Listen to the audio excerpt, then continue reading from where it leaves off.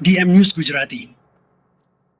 ભાભર તાલુકાના રડકિયાથી હરકુડિયા જવાના કાચા રસ્તા પર કાદવ કિચડને કારણે ખેડૂતોને હાલાકી. ભાભર તાલુકાના રડકિયાથી હરકુડિયા જવા કાચા રસ્તામાં કાદવ કિચડના કારણે ખેડૂતોને હાલાકી.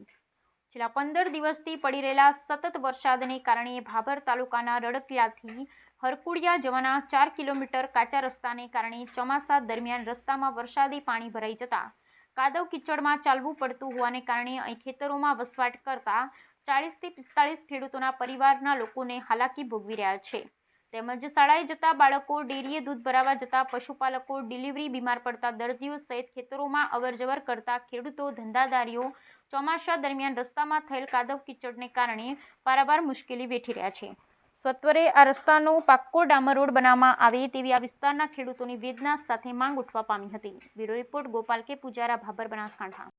ચૌધરી પ્રભુભાઈ હીરાભાઈ, હું ગામનો વતની રડકિયાનો છું અને અમારો રસ્તો છે કાયમનો રેગ્યુલર આર્યો રસ્તો. અને હું સરકારને એટલી અપીલ કરું છું કે ગમે તે સાહેબને કે અથવા ઉપર લેવે કહું છું કે સાહેબ ગમે તે કરી અને અમને રસ્તો ડામર રોડ આલો, રડકિયાથી કરી અને હલકુડિયા સુધી 4 કિલોમીટર અંતર. અત્યારે પરિસ્થિતિ કેવી રહે? અત્યારે પરિસ્થિતિ સાહેબ આ ભાળોરાસન ચેવી છે.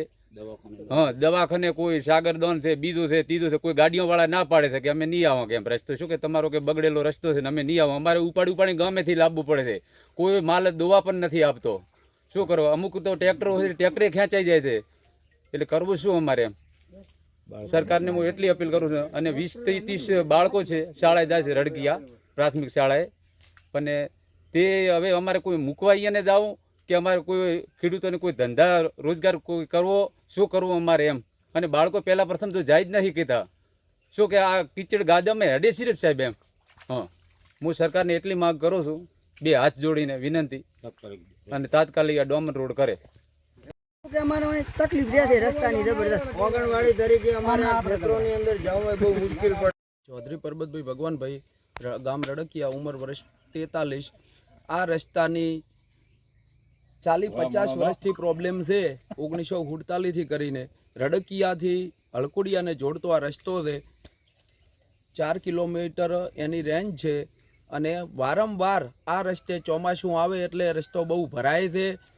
સ્કૂલે છોકરાને જવા માટે, બેન દીકરીને ડિલિવરી હોય તો અમારે 40 થી 50 અહીંયા મકાન છે, રહે છે.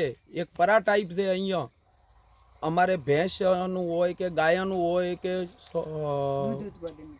દૂધ ભરાવા માટે કરીને, અને એના માટે સાગરદાણ હોય, પાપડી હોય કે બીજું અનવરે કંઈ હોય તો આ બધું લાવવા માટે કરીને અમને બહુ પ્રોબ્લેમ છે. તો રડકિયા અને હળકુડિયાને 4 કિલોમીટર રસ્તાને જોડતો અમને ડામર રોડ આપે એવી અમારી બધાયની મોગણી છે. જય હિન્દ. રસ્તા વિશે શું કહેશો? આ રડકિયાથી હળકુડિયા માટેનો રસ્તો છે, અંતરિયાળ રસ્તો છે. આ 40 વર્ષથી ખરાબ રસ્તો છે.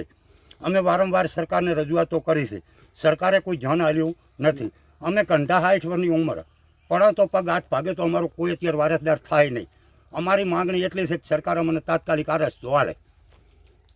શું નામ આપનું? મારું નામ દરગાભાઈ રત્નાભાઈ. રસ્તા બાબતે શું કહેવું તમારું? શું નામ છે પેલું? મારું નામ છે રમેશભાઈ ભગવાનભાઈ ચૌધરી. અને આ રસ્તાની અંદર ખૂબ જ કીચડ અને ખરાબ રસ્તો છે અત્યારે. અને બાળકોને ભણવા જવામાં કે કોઈ પણ ઘણી બધી અગવડતાઓ પડી રહી છે અત્યારે. સ્કૂલે જવામાં બાળકોને તકલીફ છે. કોઈ પણ ઇમરજન્સી દવાખાનું આવી ગયું હોય તો એને બહુ સમય લાગી જાય છે, કે અહીંયા ગાડીઓ પણ નથી આવી શકતી અને લોકોને ચાલવામાં બહુ તકલીફ પડે છે. કેટલાથી કેટલા કિલોમીટરનો છે અને કયા ગામના જોડ? આ અંદાજિત 3 થી 4 કિલોમીટર હશે આ રસ્તો. કયા ગામથી કયા ગામ? રડકિયાથી હરકુડિયા. અને ડામર રોડ બને એવી અમારી ઈચ્છા છે અને અમારી માંગ પણ છે. મારું નામ ચૌધરી ભણજીભાઈ માધવભાઈ છે અને ઉંમર વર્ષ મારી 40 વર્ષની છે. અને સતત આ રસ્તો અમારો ચોમાસામાં એટલો બધો ખરાબ થાય છે કે કોઈ એની સીમા નથી. અમારે દવાખાને જવા માટે, ડિલિવરી પ્રસંગ હોય, બાળકોને ભણવામાં આવવાની તકલીફ હોય. પંચાયતનો રસ્તો છે હલકુડિયાથી રડકિયા 4 કિલોમીટર સુધીનો. સતત 1947 વખતથી અમે આ રીતે કષ્ટ ભોગવી રહ્યા છે અમારી રીતે. અને અમે આ લગભગ ઓછામાં ઓછા 40 થી 45 ઘર છે અમારા. અને 40 થી 45 ઘર અમારા ખોટી રીતે હેરાન થાય છે. એટલે સરકાર પાસે અમારી મોટામાં મોટી માંગ છે કે અમારા રસ્તાનું ડામરનું કાંઈક સોલ્યુશન કરી આપે. ધાનેરામાં 2 દિવસથી આવેલા વરસાદથી વરસાદી પાણી ભરાતા ડીએમ ન્યૂઝ ચેનલ દ્વારા અહેવાલ પ્રસિદ્ધ કરાતા તંત્ર જાગ્યું છે અને ધાનેરા નગરપાલિકા દ્વારા વિવિધ વિસ્તારોમાં ભરાયેલ વરસાદી પાણીનો નિકાલ કરવામાં આવી રહ્યો છે. ધાનેરામાં 2 દિવસથી આવેલ વરસાદી પાણી ભરાતા ડીએમ ન્યૂઝ ચેનલ દ્વારા અહેવાલો પ્રસિદ્ધ કર્યા હતા, જેને લઈ તંત્ર જાગ્યું છે. ધાનેરાના જૂના બસ સ્ટેન્ડ, ઉમિયાનગર, વલાણીબાગ જેવા વિસ્તારોમાં પાણી ભરાઈ જતું હોવાથી લોકો હેરાન પરેશાન થઈ ગયા હતા અને વાહન ચાલકો પણ ખૂબ જ હેરાન થઈ ગયા હતા. ત્યારે ડીએમ ન્યૂઝ ચેનલ દ્વારા ગઈકાલે ઝુંબેશ ચલાવી અને અહેવાલ પ્રસિદ્ધ કર્યા હતા. ત્યારે ગઈકાલ સાંજથી જ ધાનેરા નગરપાલિકા કામે લાગ્યું અને વરસાદી પાણીના નિકાલ કરવાની કામગીરી હાથ ધરાઈ. ત્યારે આજે સવારથી જ વલાણીબાગ પાસે ભરાતા પાણીના નિકાલ માટે ધાનેરા નગરપાલિકા ચીફ ઓફિસર અને નગરપાલિકાની ટીમ દ્વારા તાત્કાલિક નવીન ગટર બનાવવાની કામગીરી હાથ ધરવામાં આવી રહી છે. આજે વહેલી સવારથી જ જેસીબીથી ગટર લાઇનના ખોદકામની કામગીરી શરૂ કરવાની તજવીજ હાથ ધરી છે અને હાલ તમામ પાણીનો નિકાલ કરવામાં આવ્યો છે અને ઉમિયાનગર સોસાયટીમાં પાણી ભરાઈ જાય છે તેને લઈને પણ કામગીરી હાથ ધરવામાં આવી રહી છે, જેના કારણે વરસાદી પાણીનો નિકાલ થઈ જાય અને લોકો અને વાહન ચાલકોને હેરાન પરેશાનીમાંથી બહાર આવે. અને આમ ડીએમ ન્યૂઝ ચેનલ હરહંમેશ લોકોનો પ્રશ્ન ઉઠાવી રહી છે અને તેનો નિકાલ પણ આવી રહ્યો છે અને લોકો ડીએમ ન્યૂઝનો આભાર પણ માની રહી છે. પાલનપુરમાં વહેલી સવારથી વરસાદી માહોલની શરૂઆત. પાલનપુરમાં વહેલી સવારેથી વરસાદી માહોલની શરૂઆત. વહેલી સવારથી કાળા ડિબાંગ વાદળો સાથે ધોધમાર વરસાદ. પાલનપુરમાં ભારે પવન સાથે વરસાદી માહોલ. સવારથી જ પાલનપુર સહિત વિવિધ પંથકમાં વરસાદ શરૂ. પાલનપુર, વડગામ, દાંતા, અંબાજી સહિત તાલુકામાં વરસાદી માહોલ. વરસાદ વરસતા વાતાવરણમાં પ્રસરી ઠંડક. ઉપરવાસમાં 2 દિવસથી પડી રહેલા ભારે વરસાદને કારણે અમીરગઢ પાસેથી પસાર થતી બનાસ નદીમાં નીરનો વધારો થયો. અમીરગઢ પાસેની બનાસ નદીના નીરમાં થયો વધારો. ઉપરવાસમાં ગઈકાલે પડેલ ભારે વરસાદના લીધે બનાસ નદીના નીરમાં વધારો થતાં લોકોમાં ખુશી. બનાસ નદીના નીરમાં પાણીની આવક થતાં દાંતીવાડા ડેમમાં પાણીની આવકમાં થયો વધારો. ડોક્ટર સર્વપલ્લી રાધાકૃષ્ણના જન્મદિવસ નિમિત્તે ધાનેરામાં આવેલ રોયલ ઇંગ્લિશ મીડિયમ સ્કૂલમાં વિદ્યાર્થીઓ દ્વારા શિક્ષક દિનની ધામધૂમપૂર્વક ઉજવણી કરવામાં આવી. ડોક્ટર સર્વપલ્લી રાધાકૃષ્ણના જન્મદિવસ નિમિત્તે ધાનેરામાં આવેલ રોયલ સ્કૂલમાં વિદ્યાર્થીઓએ આજે શિક્ષક દિનની ઉજવણી ધામધૂમથી કરવામાં આવી.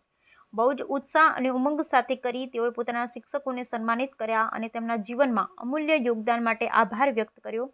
વિદ્યાર્થીઓએ શિક્ષકો સાથે મિત્રતા અને મજા સાથે વોલીબોલની પ્રતિસ્પર્ધા પણ રાખી. આ દિવસ વિદ્યાર્થીઓ અને શિક્ષકો બંને વચ્ચે એક વિશેષ સંબંધ બનાવવામાં સફળ રહ્યો. અમીરગઢ પોલીસે માદક પદાર્થ લઈ જતા 2 ઈસમોને પકડ્યા. અમીરગઢ પોલીસે માદક પદાર્થ લઈ જતા 2 ઈસમોને પકડ્યા. રાજસ્થાનથી ગુજરાત આવતી કારમાંથી પકડાયું મેફેડ્રોન ડ્રગ્સ. વાહન ચેકિંગ દરમિયાન 11 ગ્રામ મેફેડ્રોન ડ્રગ્સ સાથે 2 ઈસમોને ઝડપ્યા.